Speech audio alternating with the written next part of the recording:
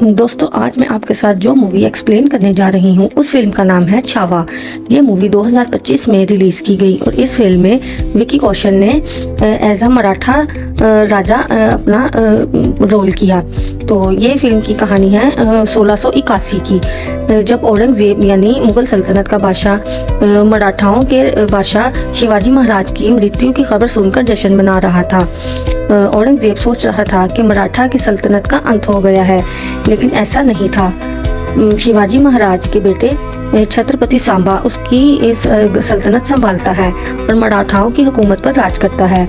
इसी तरह एक दिन मराठाओं के छत्रपति सांबा मुगलियों की सल्तनत दक्कन, जिस पर मुग़ल सल्तनत थी, वो दक्कन पर हमला कर देता है और दक्कन पर कब्ज़ा करके उसे तबाह बर्बाद कर देता है। तो क्योंकि दोस्तों ये फिल्म एक हिंदुस्तानी फिल्म है, इसीलिए इस फिल्म में छत्रपति सांबा यानी छावा उसको कुछ ज़रूरत से ज़्यादा ही ताकतवर और बहादुर और बहुत ही एक अच्छा इंसान दिखाया गया है। और वहीं पर दूसरी तरफ मुग़ल सल्तनत के बादशाह औरंगज़ेब को एक बहुत ही बुज़दिल और एक नीच इंसान दिखा दिया गया है। तो लेकिन दोस्तों मैं फिर भी आपको इसके फिल्म की एक्सप्लेनेशन आपको दूंगी। तो इन शॉर्ट ये है कि सांबा दक्कन पर हमला करके उस पर हुकूमत करता है और दक्कन को तो बाहों बर्बाद कर देता है।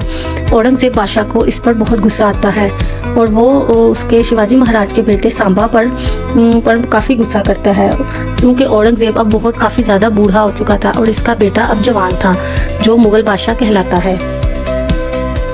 तो मैं छत्रपति सांबा यानी छावा कहूँगी। तो छावा की माँ एक सौतेली माँ शिवाजी महाराज की दूसरी पत्नी जिसका बेटा था, वो उसका नाम है सूराबाई। वो चाहती थी कि शिवाजी महाराज के बाद अब मराठाओं की सल्तनत उसका बेटा संभाले, और वो अंदर ही अंदर कई चालें चलती है ताकि वो अपने बेटे को इस गद्दी पर बिठा सके। तो दक्कन पर फतेह के बाद शिवाजी महाराज सांबा यानी छावा अपने पत्नी यसुबाई के पास वापस आता है। वो उसका बहुत अच्छे से इस्तकबाल करती है। दूसरी तरफ औरंगज़ेब को मराठाओं पर बहुत ज़्यादा गुस्सा था और वो अपने बेटे को दिल्ली पर हमला करने के लिए तैयार करता है। तो कुछ ही दिन के बाद उसका बेटा मुग़ल बादशाह दिल्ली पर हमला करने के लिए निकल पड़ता है और इसी दौरान सूराबाई अपने बेटे को सल्तनत का बादशाह बनाने के लिए मराठाओं का काफ़ी ज़्यादा चालें चलती है। और छावा के पास उसका एक गुप्तचर आता है जो उसे बताता है कि औरंगज़ेब का बेटा दिल्ली पर हमला करने के लिए निकलने वाला है। तो छावा ये सुनकर खुश होता है कि चलो अच्छी बात है, अब हम उसके बेटे से भी मिल लेंगे। तो वो इस बात से बिल्कुल नहीं घबराता।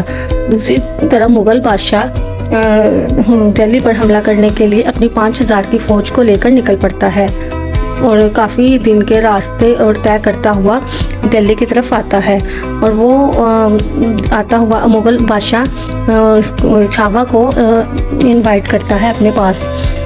छावा निहत्था ही उससे मिलने के लिए जाता है और उसे अपनी फ़ौज को वापस ले जाने के लिए कहता है। तो लेकिन मुग़ल बादशाह अभी नहीं मानता और वो उसको वार्न करता है कि तुम दक्कन को वापस करो, वरना हम तुम्हारे किसी को नहीं छोड़ेंगे, हम तुम्हारे दिल्ली पर हमला करेंगे। लेकिन छावा नहीं मानता।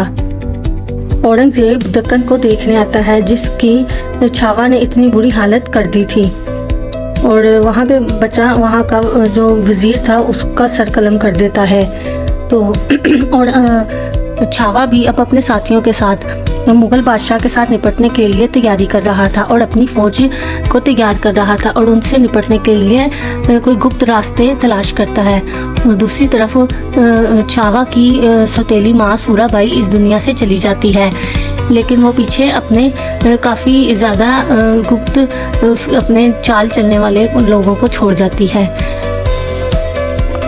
औरंगज़ेब को क्योंकि एक सख्त दिल बादशाह दिखाया जाता है, इसीलिए वो अपने इस गुस्से में काफ़ी लोगों की जान ले लेता है और मराठाओं की फ़ौज पर पर हमला करता है।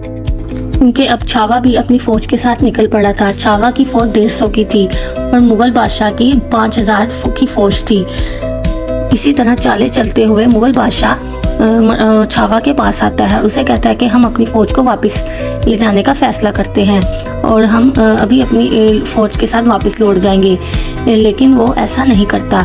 वहीं पर छावा को खबर मिलती है कि लड़ाई में उसका सबसे कीमती जंगजू मारा गया है।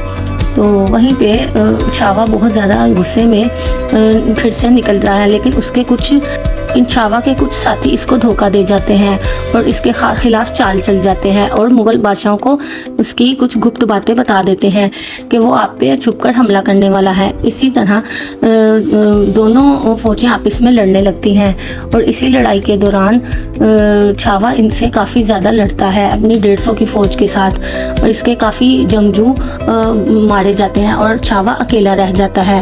वो अकेला ही काफ़ी ज़्यादा लोगों के साथ लड़ने के और मुगलियों को मारने के बाद वो अकेला रह गया था और इसी उसके अकेले होने की वजह से मुगलिया सल्तनत की फ़ौज छावा को कैद कर लेती है और उसको हथकड़ियाँ और जंजीरें लगाकर औरंगज़ेब के पास लेकर आती है। तो औरंगज़ेब ये खबर सुनकर बहुत ज़्यादा खुश हो जाता है और सांबा को कैद कर अपने पास रखता है। औरंगज़ेब छावा पर बहुत ज़्यादा अत्याचार करता है और उसके जिस्म पर बहुत ज़्यादा नमक वगैरह लगाता है उसके ज़ख्मों पर और उस पर बहुत ज़्यादा जिस्मानी अत्याचार करके उसे कहता है कि तुम हम मुगलिया सल्तनत में शामिल हो जाओ और मराठाओं को छोड़ दो और अपना मज़हब भी तब्दील कर लो। लेकिन छावा ये नहीं मानता और अपनी आखिरी सांस तक वो औरंगज़ेब का मुकाबला करता है उसके अत्याचारों का।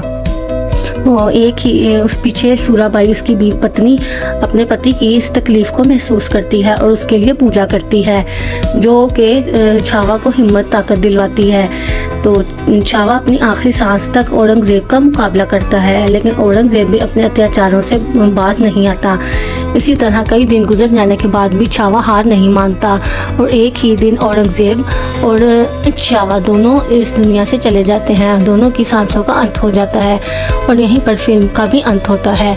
तो दोस्तों, अगर आपको मेरी ये छोटी सी एक्सप्लेनेशन पसंद आई हो तो हमारे चैनल को सब्सक्राइब कीजिए और बेल आइकन का बटन दबाइए ताकि इस मज़ीद मूवीज़ आप तक पहुंच सकें। तो नेटफ्लिक्स की या अमेज़ॉन की कोई भी मूवीज़ आप हमें अपने कमेंट्स में बता सकते हैं, जो हम आपके लिए एक्सप्लेनेशन के लिए दे सकते हैं। तो बेल आइकन का बटन दबाइए और हमारे चैनल को सब्सक्राइब कीजिए। तो दोस्तों, ये फिल्म कोई इतनी ज़्यादा रेटिंग्स भी नहीं ले सकी और ना ही इतनी ज़्यादा कोई सुपर हिट हुई है, तो इसीलिए